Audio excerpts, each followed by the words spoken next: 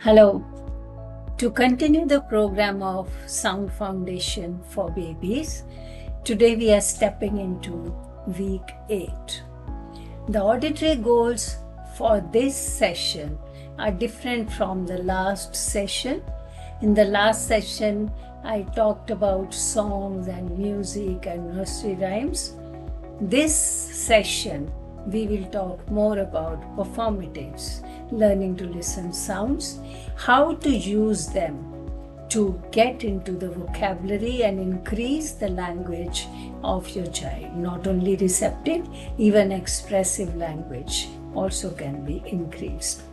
So, starting with the auditory goals, we have to check that this week your child should be able to pay auditory attention when you use these learning to listen sounds, which are called performatives also. So whenever you say bye bye, the child should pay attention to you, trying to understand what you're saying.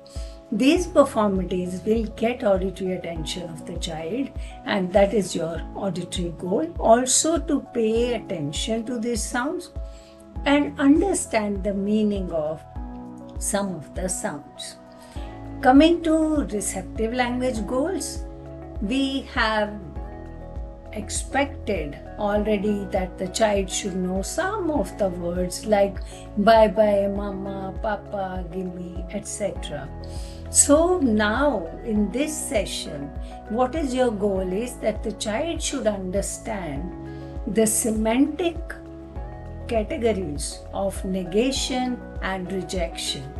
That means when you say no or don't, the child should understand that this means he is not expected to do that. Also, the child slowly should start using no instead of just shaking the head, expressing in communication through the sound, which is vocabulary, a single word. When the child should be able to understand no and don't, we expect the child to also say no. For example, when the child wants to say, I don't want it, or I don't like it, or don't give me, then the child should say no. And even if the child does not say don't and the child says no, the child has understood the category of negation. And the same way, when you say don't touch, don't do this, you don't want this, then the child should understand what do you mean. Going little beyond that, when you say don't touch, but beyond that, when you say be careful, watch out, it's dangerous, then also the child should understand that this is negation and the child is not supposed to do this. That is the receptive language goal for your this week. Coming to expressive language goal, the child should be able to use some of the words which are repeated in the previous sessions during day-to-day activities and even as performatives.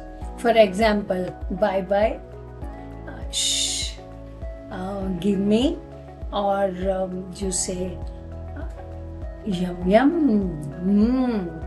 So the child should be able to use these words or yum yum or yummy, and also the child should be able to say shh.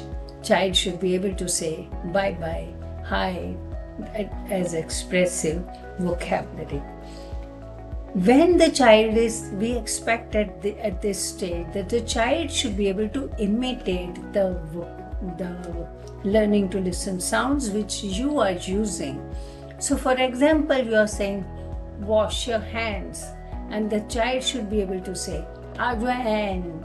What we expect is pattern perception. Suppose you say chocolate, do you want chocolate? And the child said cupcake. The child is giving you the same duration, almost the same vowels, and the same number of syllables matching.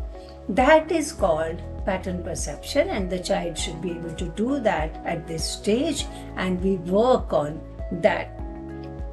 In expressive language also, we expect that some new words also come when we go on teaching during the daily routine activities. Coming to speech goals, there are two speech goals we'll be working on.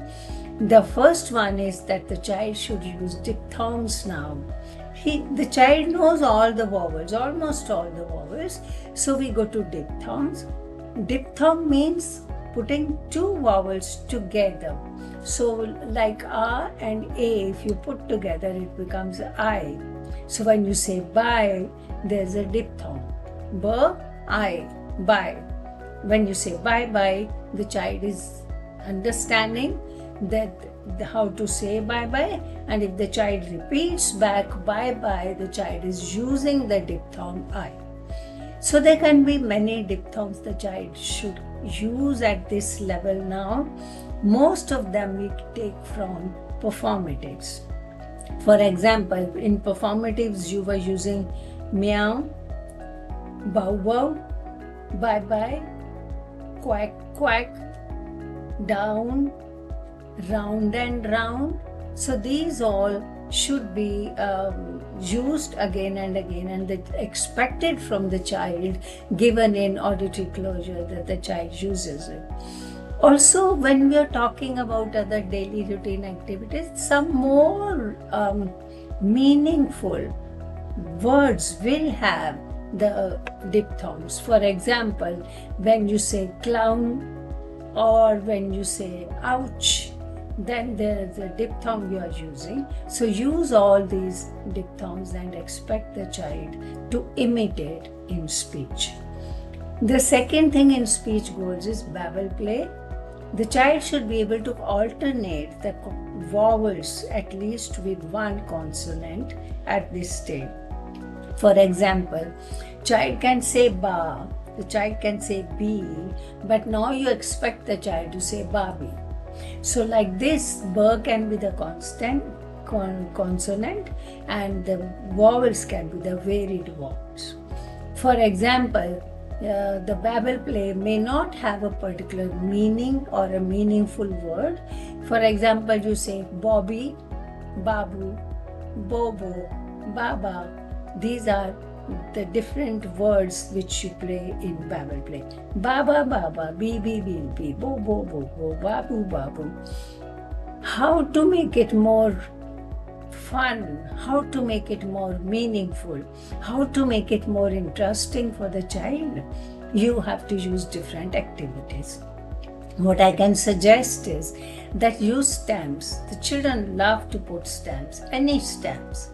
So you have a paper on the A4 sheet, you could draw some rectangles, and then you say Babu, Babu, and the child says Babu, Babu, and the child picks up the stamp and he stamps on the paper. The same way she can do. Next, you say Booba, Booba, and the child imitates your babble play. Child says Booba, Booba, and the child stamps the paper. There can be another activity, like you can have water in a tall vase or a water bottle which is made of glass so that it's transparent. You can put light blue color water in that, and you have lot of small fish toys next to you, and then you say Dadi, Dadi, and pick up the fish and put in the water. So the child says Didu, Didu, and the child picks up the fish and puts in the water. You will notice that very soon the child will not wait for you to say any babble, and the child will start babbling by herself and pick up, say something and pick up the fish and put in the water and observe how the fish is swimming in the water, because it's interesting. So this way the speech will improve, and we are doing the speech steps. For the song, I have I have picked up Incy Spider. Why? Because it has lot of diphthongs. So when you say Incy Spider climbed up the water spout, down came the rain and washed the spider out. Out came the sun and dried up all the rain. So Incy Spider climbed up again. So you see the diphthongs here. Again, spider, down, out. So these will help the child to imitate and understand and improve the speech in diphthongs. For the story, I have picked up the book Goodnight Moon. I have noticed that this book is very popular with children who have typical hearing between the age of 2 years and 2.5 years. It can be used for older children also, but your language will change and your objective will change. So this is for the younger child. So how are we using this? We can even use it for auditory memory. We can use it just for fun to make the child sleep. So you say, in the great green room. Now, first auditory presentation, then visual presentation. Remember that strategy we have to follow. So in the great green room, there's a telephone and a red balloon and a picture of 3 bears. In the great green room, there's a telephone and a red balloon and a picture of 3 bears. Now let's see what the child can remember. In a great green room, there is and let's see what the child can remember. Now, if the child can remember 2 items, then slowly you'll move to 3 items. But if the child cannot remember even 2 items, you go back to 1 item and work on 1 item. When the child is comfortable in remembering 1 item, move on to second and expect 2 item auditory memory. This way you can go on spanning the auditory memory. You can pick up any page from this book and read. And if you're not expecting auditory memory goal, you're just using it to make the child sleep, just using for auditory bombardment and loud reading, then just read the book and the child would love to do this. So next we will go further expansion of vocabulary and language in the next session.